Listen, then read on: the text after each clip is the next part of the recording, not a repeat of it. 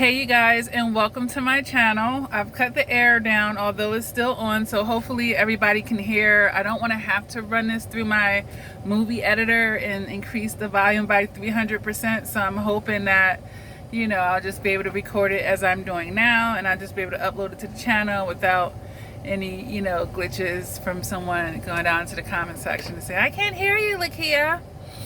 Alright, so crossing my fingers here. But in today's video, you guys, I'm going to talk about a type of narcissist that doesn't really get a lot of play. Like, I don't listen to other narcissistic abuse channels anymore. I stopped doing that a long time ago, personally, because I feel like it's nothing that they can teach me. You know, I don't want to sound arrogant or egotistical about it, but I feel like, you know, I pretty much got it. You know, if anything, I study general psychology, and I'll find things that I think would help on this channel as far as increasing emotional maturity and such, and I'll bring it to you guys, or something that I learned in psychology that connects to narcissistic abuse, and I'll share it with you guys. But yeah, I don't really watch other channels, but when I did, I didn't really see any videos about the kind of narcissist that I'm going to talk about today.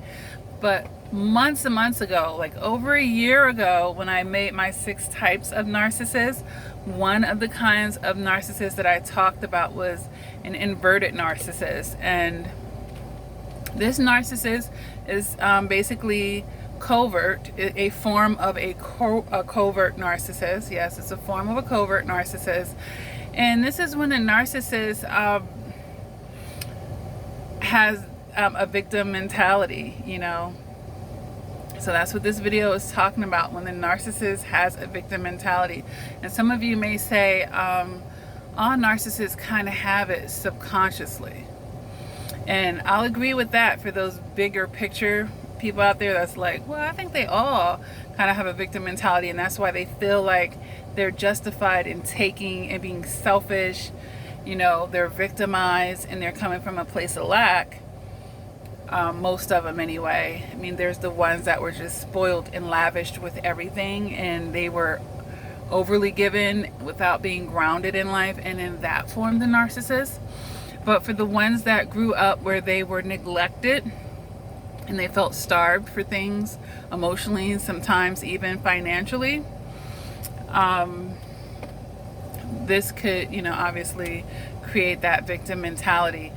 But the type of narcissist that I'm talking about right now, because those ones who aren't inverted, you know, they try to act like they're not victimized. You know, they want to feel strong and empowered. But the inverted narcissists are, you know, the one in the title here that I'm talking about specifically, that has an outward display of the victim mentality.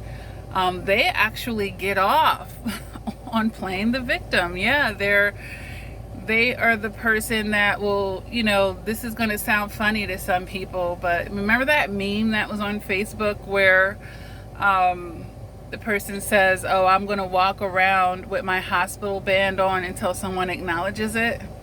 Yeah, only with the inverted narcissist, they kind of want the whole family, strangers, everyone, what's wrong?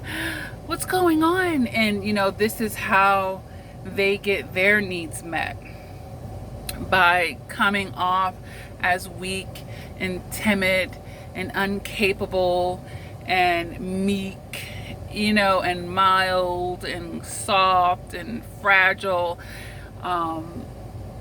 And, you know, these are the people who may be in and out of hospitals, or they have an injury and they want to drag it out for a lifetime, and, you know, it's like a badge of honor. They're, you know, they want everyone to know about it.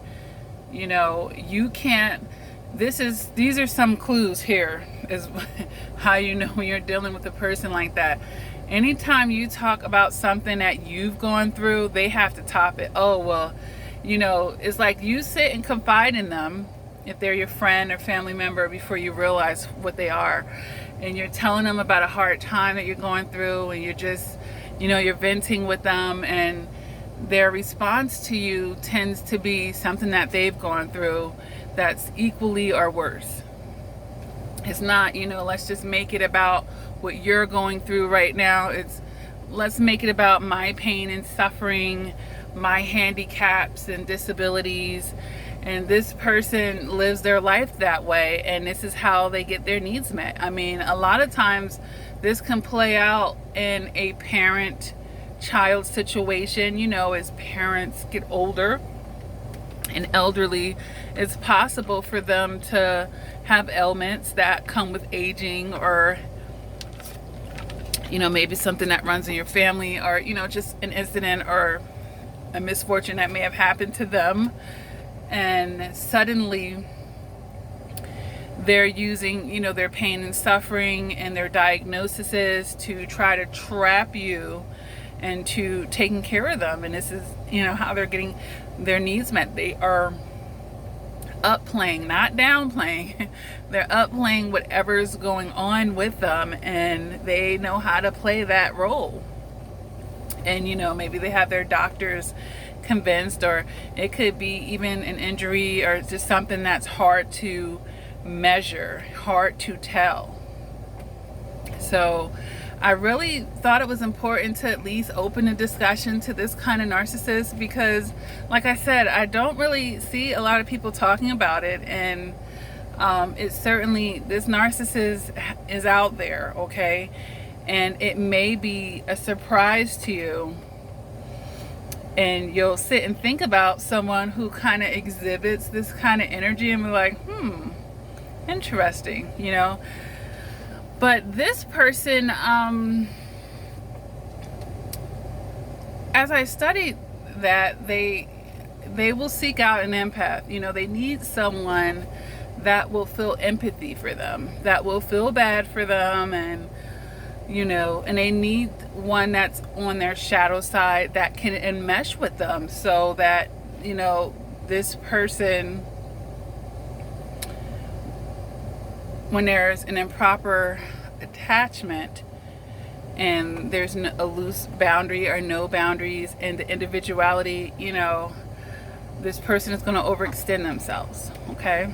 They're going to take all that inverted narcissist, inverted covert narcissist problems to be theirs, and, you know, they're sacrificing their life and being the sacrificial lamb. And that's exactly what this kind of I mean, they all want that, but, you know, this person is definitely looking for that because, you know, of their handicaps, their shortcomings, and their lack of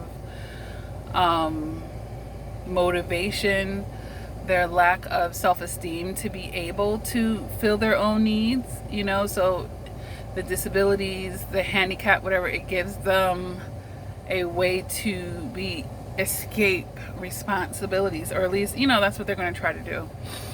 So you guys can let me know down in the comment section if you know people like this, and how that has played out for you, or if you've been in that kind of situation where, you know, they're very willing to be this helpless, to be even more helpless. You know, they're not really trying to fight to be assertive for themselves, to pull through. You know, they're very happy with, you know, being sickly and illy, and, you know. So, you know, I definitely wanted to just bring attention to start the discussion on this person, because we're not done with it. We're not done with it, but I wanted to bring attention to it, you know. And the whole thing about this is, and I've had to say this many times in coaching sessions, you can feel sorry for someone. You can feel for someone's situations or situation without overextending yourself or having to be a part of the solution at all, you know.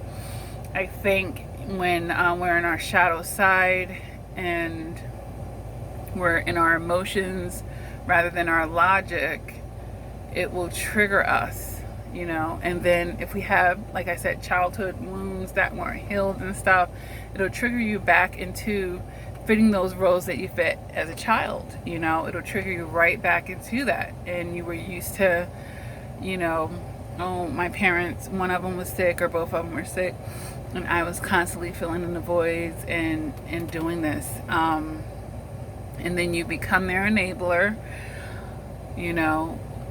by helping them stay in that victim mindset and not challenging them to, be as independent as possible, So, and that creates a codependent relationship, okay? And then over time, not only is that narcissist or the inverted covert narcissist, the codependent here, so is the other person, because after you make this pattern of rescuing, because a lot of times you may have that issue of needing to rescue and carry the world on your back, and maybe you were trained to be a sacrificial lamb, which doesn't mean you have to stay that way, right? But either way, you're doing it, and now you've formed this pattern and your whole life is revolving around this. So it may even feel weird and strange when you start doing things for yourself, start being more independent, start separating yourself. And that's why I say in other videos that a lot of survivors, they have a hard time, a lot of times, doing for themselves, putting themselves first, treating themselves to good things, but they freely give this to outsiders, just freely. And that's because you were trained to be last on the list, and then in some cases not even be on the list. And that has become such a habit subconsciously. And it's very active in your conscious life, and you wouldn't want to think that like you don't treat yourself good, or you're willing to do more for others than you are for yourself, then you're willing to invest in others in ways that you won't do yourself. So, but it's been a pattern because it's what you've been doing. So it's definitely something to be mindful about, and these people are out there, and they can be very, very manipulative, especially if you don't know how to feel for a situation without feeling obligated to take it on. Okay, so I wanted to start this conversation today about when the narcissist has a victim mentality, woe is me, and it's a negative energy to expose yourself to. A person like that, and all narcissists, to me, they have a dark cloud around them of some sort. I just think the further up the scale, the darker that cloud can be. But when you get near them and you stand near them, you're under the cloud too. That's why it's so important to get away from that energy. Like, so many people will talk about, the second I let that narcissist go, everything started falling in place. Like, things were getting released in my life. Like, I didn't feel like I felt like I just had a string of bad luck when I was encountering this person. When I had them close to me, I was getting hit with the dark cloud too. And it's true, you're not crazy, it was happening. So that's even more of a reason to let them go. More of a reason. Like, you don't need that energy near you, trust me. When you get hit with that energy, you're going to find out. And then as soon as you let them go, so many blessings are released, because God didn't want them to be a part of that, number one. He didn't want them to be a part of it, so he's got to hold it back until you release them. Then he can release that too. But not only that, it's just a sheer negative, dark energy that they bring into your life when they come into it, okay? And that's why we need to have that shield and have the proper boundaries and such, okay, guys? But I don't want to digress in this video, but I definitely wanted to shine a light on these victim mentality narcissists, because this type of narcissist definitely is out there, okay? And I don't want anyone toying with your emotions and using their pain and suffering, as a way to hurt, to harm you, manipulate you, and use you when they don't care about you, making you feel guilty when you need space. You may be taking care of a parent 6 days a week, and on the 7th day it's for you and your partner, or whoever you're seeing at the time, and they're complaining, they're calling you, running over your boundaries, like, okay, you know, Sundays is for this. I go to church and I go out to eat with my girlfriend or whatever. This is my day to take care of stuff for me. Okay, well, I'm going to be going out, or I'm going to be doing this or that. Okay. So I thought I knew the person that drove by. I'm like, what they doing rolling up on me? But either way, guys, I'm going to go ahead and end this video. If it resonated with you, go ahead and hit that like button. If you haven't done so, please feel free to subscribe to my channel. Over 600 videos here, guys, to help you increase your emotional maturity or emotional intelligence, because life is about relationships with people, places, and things all day long, and we want to stay as balanced as we can. And you know, we can do that. We could think and say, okay, well, I'm balanced in this area, I need to work on that area, and we could be mindful and have that self-awareness and do that. You know, nobody's perfect. All of us have something to work on, no matter who we are. Even I do. Okay, that's why it's really like baffling to me, you know, when we misplace trust in other imperfect people, you know. So with that being said, guys, take what you can from my channel to help you on your journey. And I do offer one-on-one coaching for those of you who need help sorting these things out, figuring these things out, having some type of direction, having, you know, the steps and all of that, the insight, the bigger picture, hell, the smaller picture sometimes. I'm a general life coach, and I help with all kinds of things. All right, you can go to my website, lakiacrawford.com, to schedule your appointment with me. I have all types of packages and options available to you. So, you know, I meet all types of financial needs. You know, if you're having financial issues and you still want to get services from me, go through my Patreon, and you can access that through my website, lakiacrawford.com. I mean, there's other things that you could do as well. My books and ebooks, you know, that's less expensive than a one-on-one coaching, and you're going to get a lot more valuable information to help you. So if you like things like this video and my channel, you're definitely going to like my books as well. They're available on Amazon and Barnes Noble in ebook and hard copy.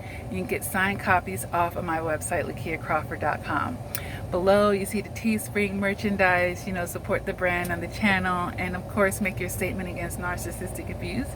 And on my website, I have my No Narc merchandise, which has bumper stickers, mouse pads, coffee cups, t-shirts, and matching caps and stuff like that. You can check that out as well.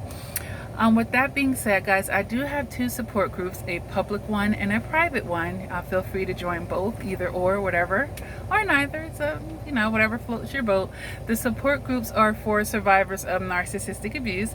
So the public one is really fun. You can go in there and share and post things to everyone on a group. On the private one, I do post a daily thread, and under there you can share things with the group. Okay. With that being said, guys, thank you for all the love and support that you do show this channel. I'm very happy with the growth of the channel. Great ways to support it is to always hit the like button, guys.